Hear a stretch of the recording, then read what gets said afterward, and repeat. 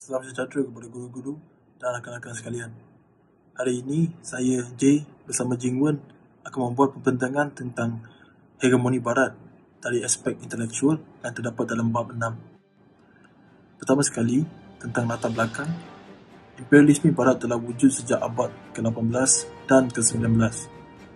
Dasar tersebut telah menyaksikan kuasa-kuasa Barat seperti Britain, Perancis, Amerika Syarikat, Sepanyol dan Belanda. Mereka bersaing memperluas tanah jajahan atas nama kepentingan ekonomi dan politik. Negara Eropah menggunakan slogan bebanan orang putih dan tugas menyebarkan tamadun dengan melaungkan tanggungjawab mereka sebagai orang putih dalam memimpin orang timur ke arah kemajuan. Takfiran hegemoni pada masa kini merujuk kepada pengaruh atau penguasaan salah satu pihak yang dominan terhadap pihak lain dari segi sosial, budaya, ekonomi, politik ataupun ideologi.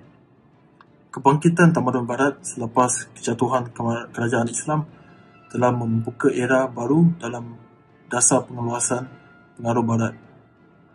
Istilah hegemoni berasal daripada istilah Yunani, iaitu hegestai, yang bermaksud memimpin atau mengetuai.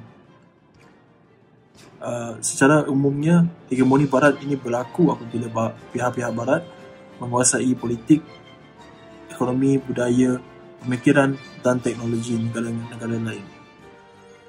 Perubahan corak dan pemikiran dunia.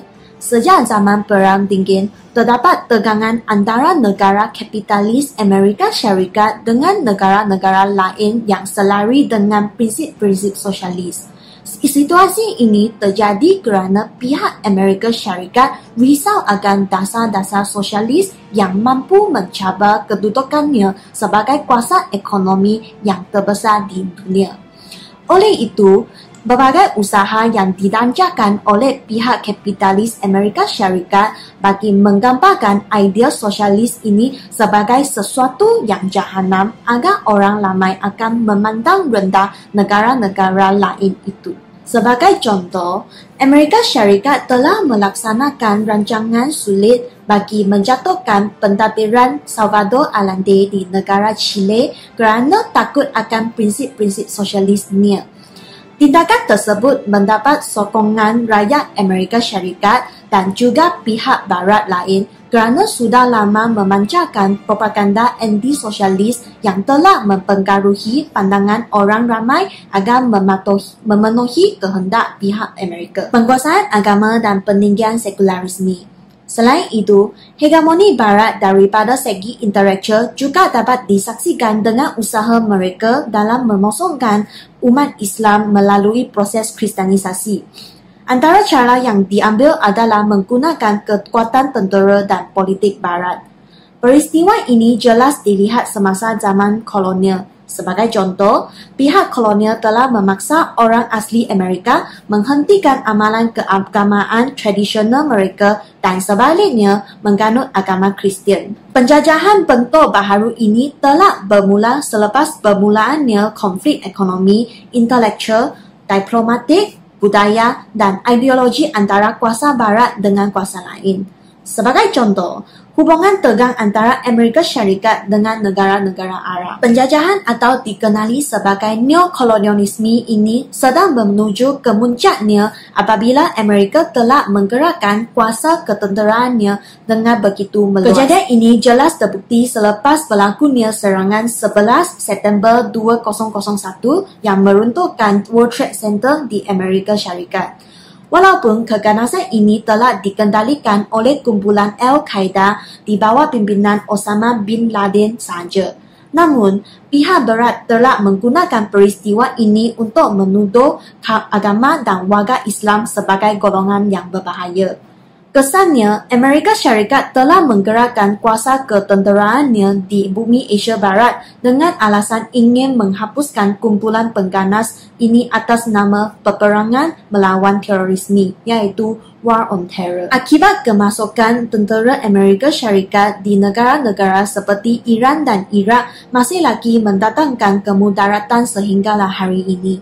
Rakyat tempatan negara-negara yang diserang terpaksa menghadapi kemusnahan infrastruktur dan kesusahan kehidupan akibat konflik itu. Hegemoni Barat juga telah melaungkan slogan sekularisme yang menafikan agama sebagai teladan dalam inisiatif memperbaiki dan memajukan tamadun. Dari istilah politik, sekularisme adalah pergerakan menuju pemisahan antara agama dan pemerintahan. Hal tersebut menukar arah manusia daripada kepentingan keagamaan kepada penguasaan logik, akal dan bahasa. Berbagai cara telah pun digunakan oleh kuasa-kuasa Barat bagi menundukkan identiti keagamaan di negara-negara timur agar lebih mudah memperluaskan kuasa di kawasan ini. Kesannya, konsep-konsep akidah dan pemikiran telah berubah di kalangan orang beragama sehingga beracuan pemikiran semata-mata berteraskan ideologi Barat. Sebagai contoh, pengubah bentuk pemakaian Islam kepada fashion terkini Barat. Media massa dan bahan intelektual.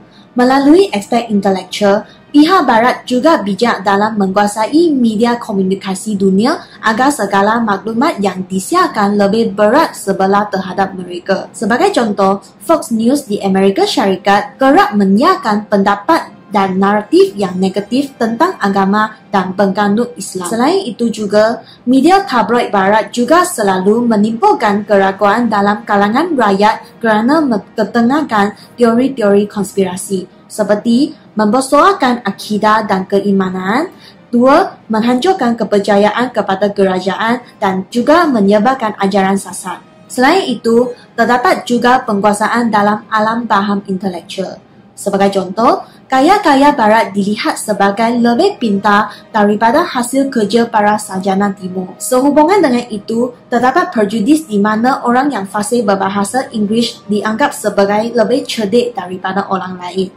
Hal tersebut mendatangkan implikasi yang tidak diingini kerana yang pertama, jenis bahasa bukanlah alat pengukuran intelek seseorang itu. Kedua, rakyat di negara timur yang biasanya menggunakan bahasa asli mereka akan rasa malu kerana tidak fasih berbahasa Inggeris. Dan akhir sekali, lebih suka bagi para cendekiawan timur membina reputasi baik di pentas dunia kerana dipandang rendah oleh pihak Barat. Ini adalah pembentangan kita tentang hegemoni Barat dari aspek intelektual. Sekian, terima kasih.